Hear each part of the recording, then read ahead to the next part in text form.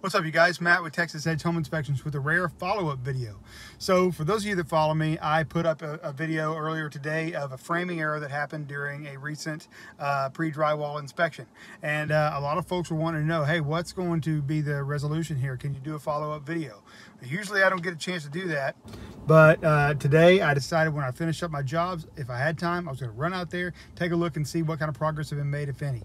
I was a little concerned the drywall would already be up, but when I got there, the drywall wasn't up, so I was able to go and get a look at what was going on. And while I don't 100% agree that the solution is the best solution, because I think the best solution is reframing the wall, I think we got to determine, where the problem started in the first place. If the foundation was poured incorrectly and the framers tried to make up for it, and that's what we're dealing with as a result of that, then this is probably the better solution, because if you reframe the wall, you're going to lose a little bit of square footage, although I still stand by the fact that that's probably the best thing to do.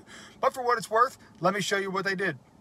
So back behind me is the area that was missing the brick ledge, and as you can see, they've labeled this up here. They actually went and added a brick ledge. So let me take you in for a closer look, and then I'll swing around on the inside and show you what they did inside. All right, check it out.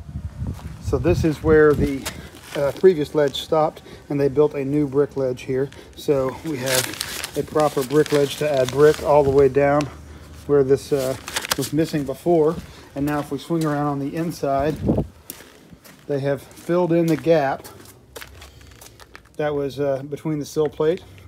They filled that in, and now they've also went and added lag bolts to secure the sill to the foundation.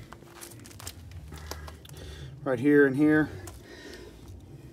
So I'm not an engineer or anything, so I can't be able to determine whether or not that foundation anchorage is adequate. It certainly wasn't per plan. It does appear to be structurally stable, in my opinion. However, what's important to remember here is that we documented this during a pre-drywall inspection as being a problem, as being wrong, and this is how the builder decided to address it. As long as they come to an agreement between the buyer and the builder, then the buyer always has it notated that this was wrong from the beginning, and the builder has said, hey, this is how we're going to address it, and this should be fine in the future. So for what it's worth, just wanted to do this follow-up video and show you what they did to address the situation. I hope this helps. Anyway, look out for more videos. Matt with Texas Edge Home Inspections. Hey, thanks for following me. Thanks for watching. Subscribe to YouTube, all that stuff. All right, guys, I got to get out of here. Bye now.